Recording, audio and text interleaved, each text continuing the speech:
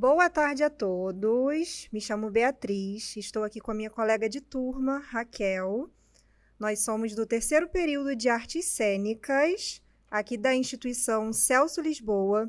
Hoje vamos abordar um assunto muito específico chamado dramaturgia. Estamos aqui com um artista muito renomado, muito querido. Queria pedir para que ele se apresentasse, falasse seu nome, sua naturalidade e seu campo de atuação. Oi Raquel, oi Bia, prazer estar aqui com vocês. Eu sou Felipe Ribeiro, sou artista, curador e professor. Tenho atuado principalmente no campo da performance e no que a performance se relaciona com a construção de imagem. A nossa primeira pergunta é: como o dramaturgista equilibra análise crítica e sensibilidade artística no acompanhamento de cada processo? Boa. Pois é, eu acho que tem uma questão que é importante, né, que é pensar a amplitude do campo da dramaturgia, né? Assim, eu tenho trabalhado com dramaturgismo muito dentro do campo da dança e de projetos de performance, né? Quer dizer, então, são campos onde a relação com o texto ela ganha uma outra matiz, porque nem sempre o texto está explícito na cena, né? Tipo, mas isso não quer dizer que o fato de não haver texto em cena é que não haja relação com o texto, né? Tipo, mas é que às vezes o texto ele é um material importante de criação, por exemplo, na procura, na pesquisa, né? Então, eu sinto que a questão do dramaturgista, quando ele está pensando esse campo da cena, um campo da cena que se organiza tanto pela relação corporal, né? Tipo, e pela relação corporal com o espaço, com o contexto, com o que a gente... Essa pergunta da análise crítica e da sensibilidade, parece que elas precisam mesmo convergir, né? Porque eu sinto que, por exemplo, o meu papel, muitas vezes, é de perceber o primeiro estágio do processo, né? Tipo, eu estou entrando num processo que está começando ou eu estou entrando num processo que já tem uma certa continuidade? Porque dependendo de em que momento eu entro, a minha função ali é totalmente diferente, né? Tipo, pode ser que eu entre, que eu esteja começando um processo e eu esteja, portanto, iniciando essa procura com os artistas. Pode ser que os artistas já tenham um interesse constituído e o meu trabalho seja justamente de colocar problema para eles, né? Assim, eu sinto que a questão do problema é sempre uma questão fundamental para o dramaturgista, né? A gente está sempre ali se perguntando, que problema vale a pena ser colocado? Sim. 2, como carregar esse problema? Porque a questão do problema não é ser respondido, é ser carregado, né? Como é que esse problema perdura? Como é que ele vai criar o seu caminho, né? Tipo, e se um problema está sendo capaz de perdurar e construir um caminho, aí a dramaturgia está acontecendo, né? Como você acha que a gente pode colocar essa sensibilidade artística no nosso trabalho? Como a gente chega nessa sensibilidade? De que forma? A Daisy sempre fala com a gente precisa se sujar, né? Precisa se confrontar e estar disposto a trabalhar aquilo, a viver. Então, como você acha que a gente pode chegar nessa sensibilidade? De que forma?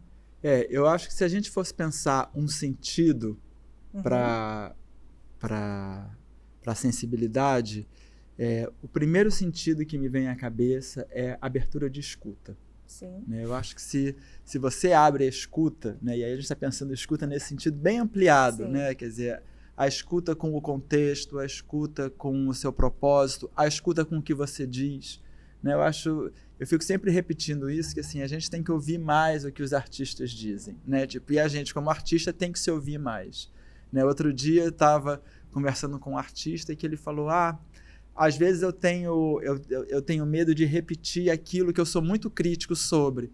Digo, se você repete aquilo sobre o qual você é muito crítico, é porque você não está ouvindo a sua própria crítica, né? Então, assim, o trabalho está aí, né? Do tipo, ouve o que você está criticando e fala, peraí, como é que isso que, como crítica, às vezes eu coloco como uma barreira, se torna agora o ponto de partida, né? Quer dizer, eu já sei que tem uma restrição que isso aqui eu não vou fazer.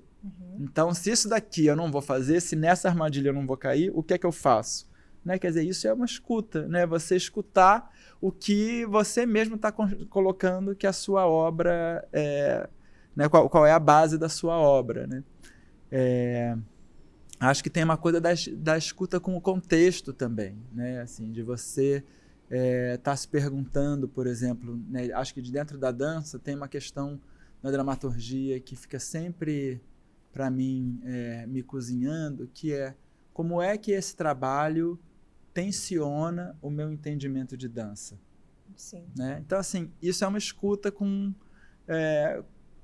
aos meus colegas, isso é uma escuta com o que tem sido feito. Né? Porque eu digo que o artista ele não tem que confirmar o que é dança, o artista tem que tensionar o que é dança. Esse é o nosso papel. Né? A gente não está aqui para dizer, olha, a sua expectativa era essa mesmo. Sim. Né? A gente está aqui para desafiar ela. Né? Tipo, então, acho que a escuta ela vem em todos esses campos. Né? Assim, seja porque você está se ouvindo e reafirmando o caminho que você intuitivamente coloca, né? E tipo, diz, não, vou levar isso a cabo. Seja porque você está olhando para o campo e dizendo, essa é a minha contribuição para o campo nesse momento. Né? Tipo, minha contribuição no sentido de desafiar, né, os limites da dança, os limites da performance, né, os limites da cena. Obrigada.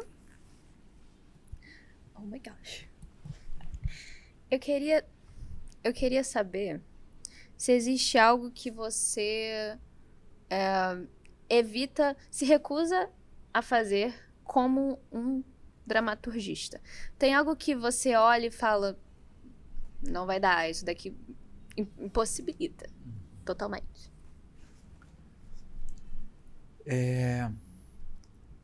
Tem uma coisa que eu gosto no papel de dramaturgista, porque eu tenho meu trabalho como artista da performance, né? Os trabalhos que eu levo adiante e realizo, às vezes sozinho, às vezes em grupo. E esse trabalho é diferente do trabalho de dramaturgista, né? Tipo, porque o dramaturgista, ele entra no trabalho de alguém. E para mim, essa é uma distinção importante, por quê? Porque a minha função ali não é ser o diretor. A minha função ali não é fazer valer a minha vontade, porque não é isso não é essa a minha contribuição como dramaturgista. Então acho que talvez essa seja uma recusa que eu fico sempre muito atento, do tipo, de eu não agir como diretor, né? Tipo, mas de eu entender que o meu papel é produzir chão, é produzir problema, é produzir questão.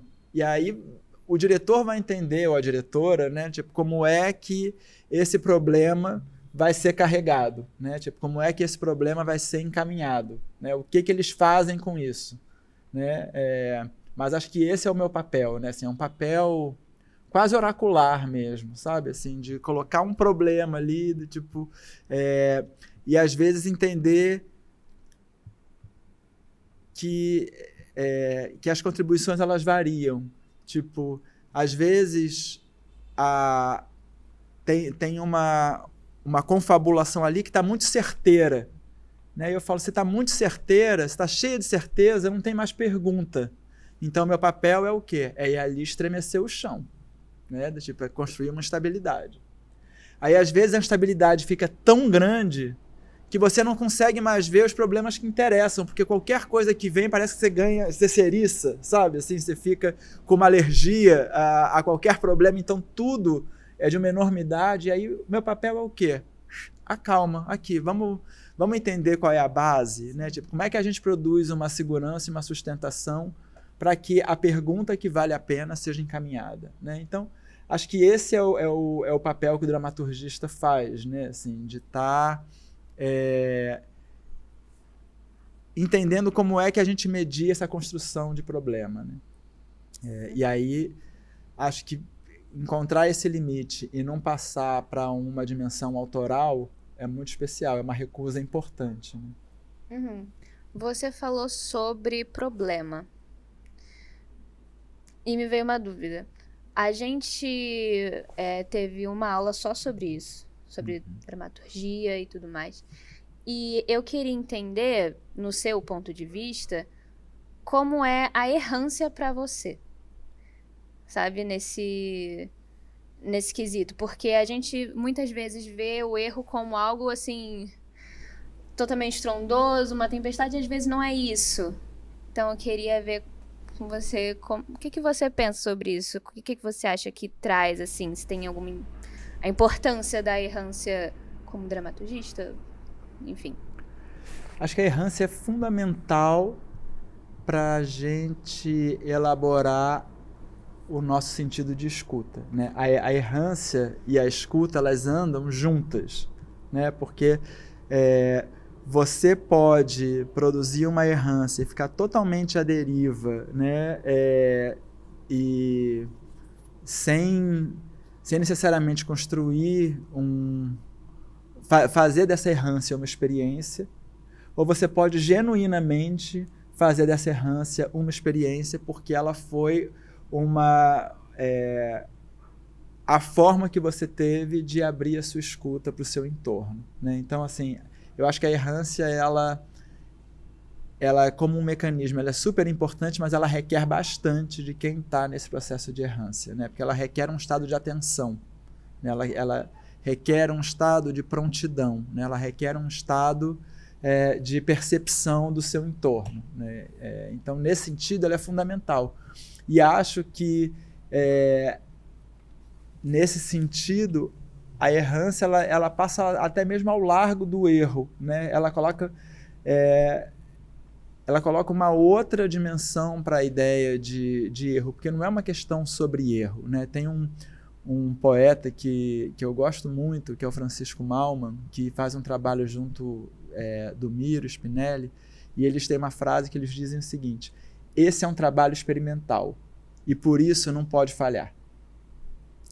E eu adoro essa frase porque é isso, né? Esse trabalho experimental não tem falha, entendeu? Ele está o quê? Autofagiando tudo, né? É um trabalho autofágico nesse sentido. Tipo, o que se apresenta como falha, tipo, é filtrado e retorna como uma outra coisa, como uma narrativa, né? Como um desvio, né? Como uma capacidade de improvisação, né?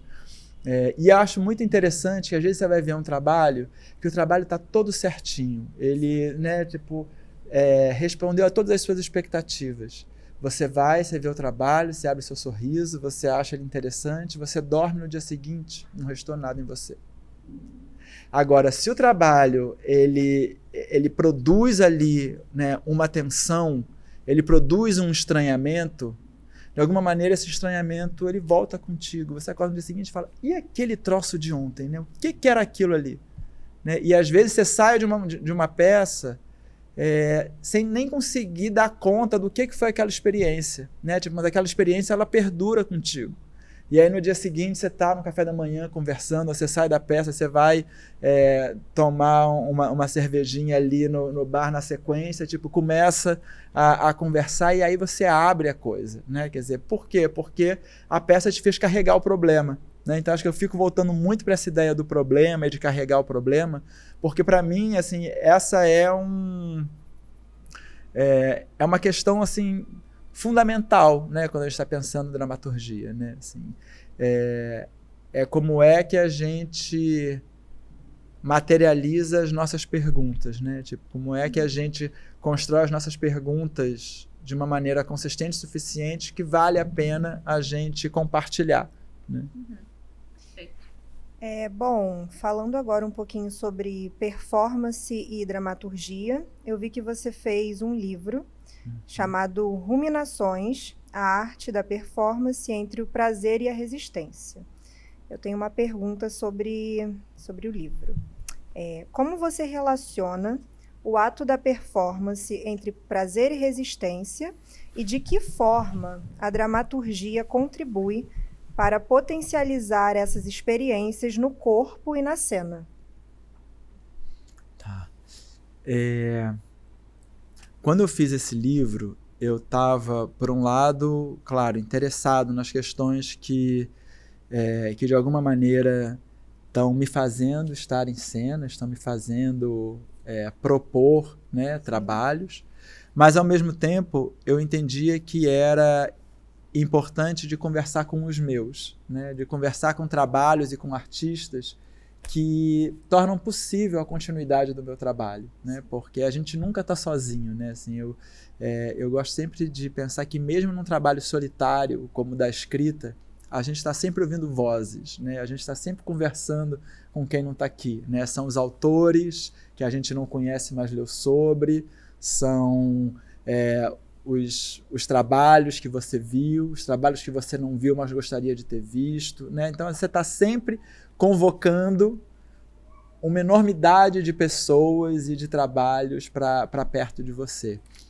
E eu sinto que o livro ele vai justamente pensar isso, que conjunto é esse de trabalhos que me permitem estar fazendo o que eu faço. E aí, quando eu estou pensando ali essa relação de prazer e de resistência, de alguma maneira isso também é uma forma de colocar e carregar o problema, né? A gente pode pensar, porque me interessava justamente como determinadas convenções da cena se estabelecem e alguns trabalhos vêm reconfigurar essas convenções, né? Por exemplo, a gente está aqui hoje e está com esse espaço todo iluminado, né? Temos uma luz aqui muito bem colocada para a gente, produzindo contraste, difusão. O que acontece se a gente estivesse agora no total escuro? Qual é a força que a voz faz quando o visual baixa? Né? Tipo, é uma pergunta que gera cena. Né? Tipo, a gente se acostuma a pensar que teatro é luz, mas teatro também é falta de luz. E o teatro também pode acontecer no escuro. Né? Tipo, isso vai gerar um outro propósito de teatro. Né? A gente se acostuma a pensar né, e a lidar com uma certa expectativa de corpo humano.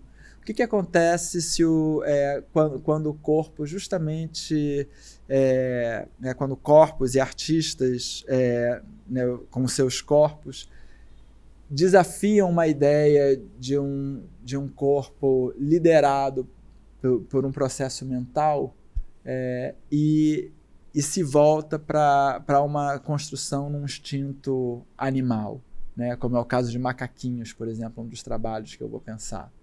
Né? O que acontece quando a gente traz para dentro do pensamento de performance e de cena instâncias que são, no máximo, consideradas como manifestações culturais, como o funk.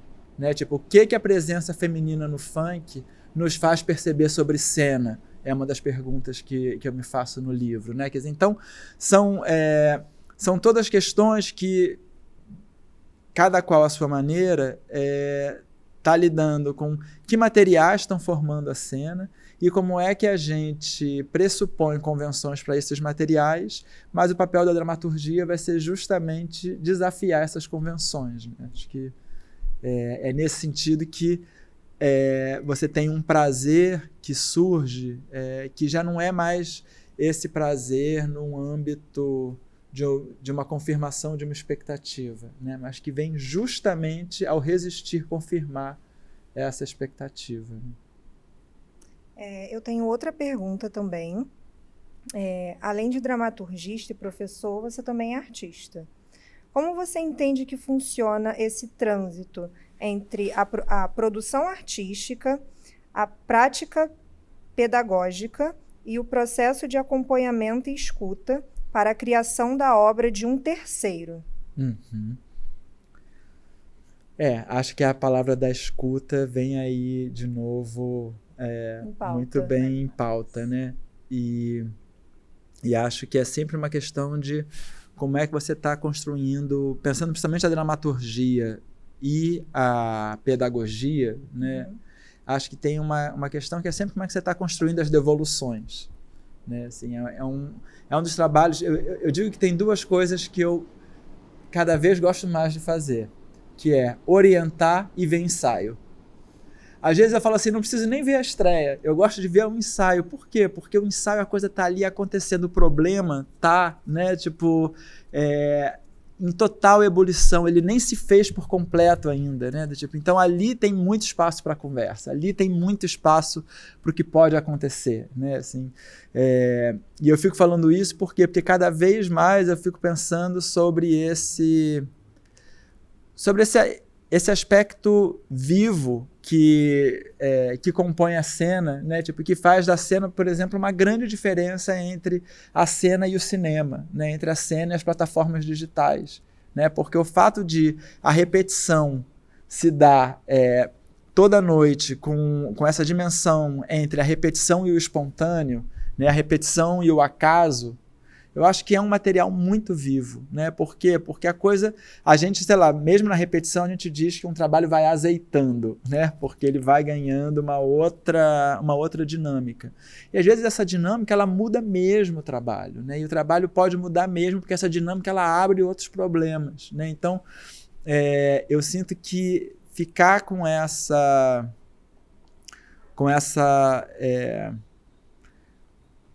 como dramaturgista, né? Tipo, ficar percebendo a possibilidade de desdobrar, né? De azeitar determinadas dinâmicas, determinadas relações, né? Tipo, de ver como algo que a princípio foi construído e estruturado pode ser remanejado e voltar como um jogo, né? Eu acho que esse é um trabalho muito especial do dramaturgista, né? E, de alguma maneira, é o trabalho do professor em sala de aula.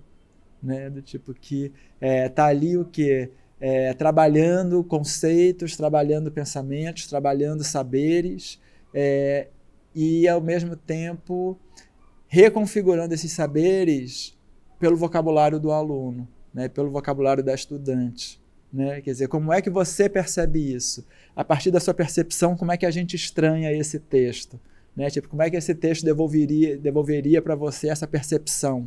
Né? Então é isso, a gente fica ali, de alguma maneira, mediando as percepções, né? A percepção do autor, a percepção de um saber, a sua percepção dele. Né? Acho que é um pouco nesse caminho. Assim. Você sempre teve essa querência de querer mostrar algo para o mundo, como, por exemplo, o seu livro? Você mostrou algo ali para as pessoas? Olha, eu acho que eu sempre quis fazer.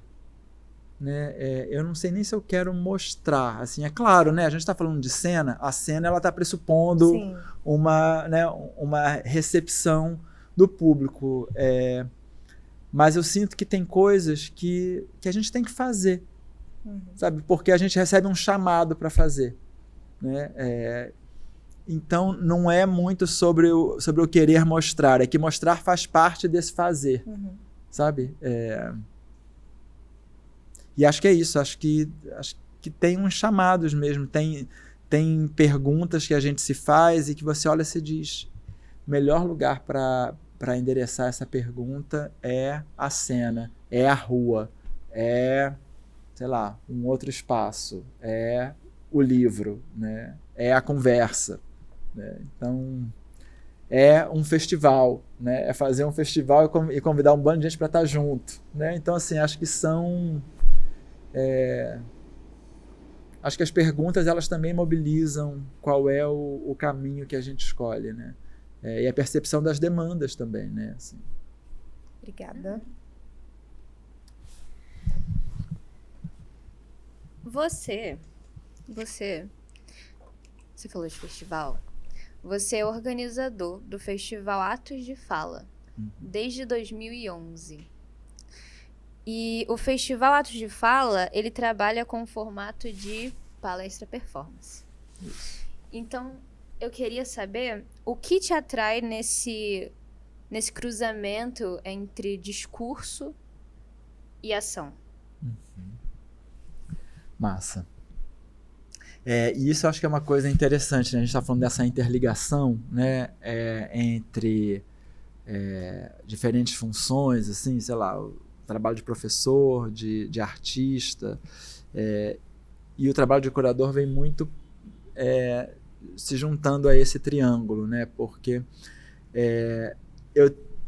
já há muitos anos eu tenho interesse por esse formato da palestra performance. Talvez justamente por eu atuar entre a academia e a arte, eu encontro nesse espaço um lugar que parece juntar os dois, mas na verdade faz com que um produza problema para o outro, né? Tipo, mais do que juntar e dizer que estão ali de mãos dadas, eles estão ali tipo, se tensionando, se olhando e se estranhando.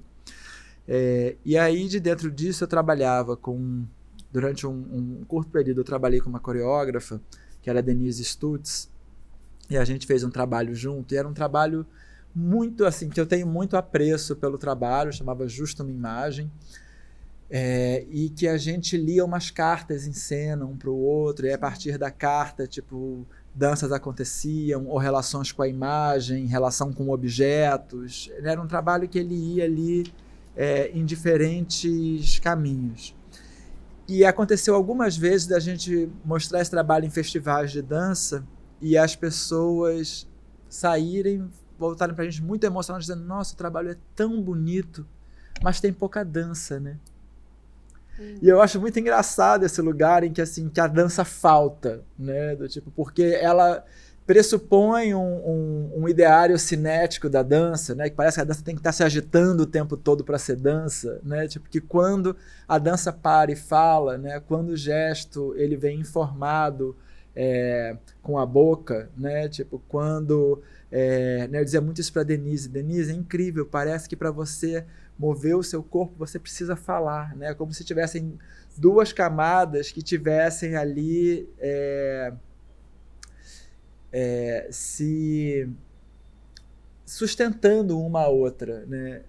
Então, assim, mas parece que quando isso acontece, parece que falta dança. E eu falei, bom, se falta dança, talvez a gente precise encontrar um espaço, um fórum de discussão, de apresentação em que trabalhos como esse possam acontecer sem estar faltando nada, sem estar em nenhuma dívida, né? Do tipo, e aí é nesse sentido que eu crio Atos de Fala, porque eu sabia que esse interesse meu não era só meu, tem muita gente fazendo isso, muita gente que veio antes de mim fazendo isso, né? E muita gente nesse momento fazendo isso. Então a gente entendeu, bom, precisa trazer mais essa linguagem para o dia a dia, né? Assim, para o pensamento da arte. E aí a gente criou o festival. Ok. E mais sobre esse festival, como você percebe a recepção de quem está vendo, do público, diante de trabalhos que transitam entre o acadêmico e o artístico, por exemplo? Uhum. Olha, sem dúvida que esses trabalhos acabam tendo um apelo para um público que está na academia ou que tem algum interesse pela academia. Mas, ao mesmo tempo, não fica circunscrito só a esse lugar, sabe? Por exemplo, eu lembro que teve uma edição que eu convidei o Fausto Fawcett para fazer um trabalho, né? E ele abriu a edição de 2014. E eu nunca vou esquecer que o Fausto olhou para mim e falou: nossa, finalmente alguém me convida para um festival sobre o que eu faço. E eu nunca esqueci isso, assim, eu achei muito bom. E se olha para o Fausto Fawcett, é uma pessoa que não é da academia, né? Tipo, ele é um escritor, né? Tipo, mas que é um escritor que tem uma escrita super popular, né? Tipo, que está pensando a poesia, né, em diferentes instâncias, que está lidando com a cena, que está lidando com o erótico de uma maneira muito especial, né? Então, assim, não fica circunscrito à academia, né? Eu acho que a palestra performance, ela não surge na academia, né? Ela surge de dentro da arte, ela surge, na verdade, numa interseção entre escultura e dança, né? Tipo, a escultura e dança ali imbuídas de pensarem a materialidade da fala, né? Do tipo, mas depois, claro, a academia, ao se repensar pela arte, percebe que ali tem um caminho muito interessante, né? Uhum. Ok. Bom, agora para finalizarmos, gostaria de agradecer sua presença, entregar um presente para você em nome de todo o nosso grupo. Espero que goste. E Olha, eu que queria massa. finalizar fazendo uma última pergunta. Qual a importância para você de continuar criando e resistindo através da arte nos dias de hoje? Olha, eu acho que tem. Essa pergunta ela se divide em dois caminhos. Um primeiro caminho é que a gente cria porque a gente não consegue não criar. Né? A minha sensação que eu tenho é muito essa. Assim, quando eu digo que tem um chamado, é porque é a forma que a gente tem de viver. Né? Do tipo, é produzindo esses problemas, é colocando essas questões e essa forma de experimentar mesmo uma vitalidade, né? Assim, a cena é um lugar de muita experimentação de vitalidade, né? É um lugar de muita experimentação de relação, né? É um lugar mesmo de produção do sensível, de ver, de potencializar a nossa sensibilidade de estar no mundo. Por outro lado, acho que isso tem uma dimensão que não é só pessoal, ela é eminentemente política, né? Porque eu realmente acredito que os problemas que a arte coloca para o mundo são essenciais para a gente poder imaginar outras formas de estar no mundo, né? Elas são essenciais para uma imaginação política que produza outros acessos para os problemas que a gente tem, né, e que retornam a gente de forma tão recorrente. Né? Então, acho que é isso. Assim, eu acho que a arte ela produz esse tipo de acesso fresco, né, a problemas que estão muito arraigados. Né? E só com o frescor desse acesso que a gente pode pensar diferente, né? Porque senão a gente fica ali preso, né, nesse encadeamento que já está aí por muito tempo. Né? Eu sempre falo que a arte, para mim, ela é uma forma de cura. Ela me curou de muita coisa. E para você, o que seria? Olha, para mim não é uma forma de cura, não. Maravilha. Mas eu acho que ela é uma forma muito importante de lidar com os traumas. Né? Sim. Isso acho. Acho que ela ajuda a gente a entender que faz parte do trauma nos acompanhar e se mesmo indesejado ele é um companheiro, que a gente tem que encontrar maneiras de lidar com ele. Né? Então, a arte não veio para confortar, e sim confrontar. Né? E acho que veio mesmo para produzir outros acessos, né? Assim,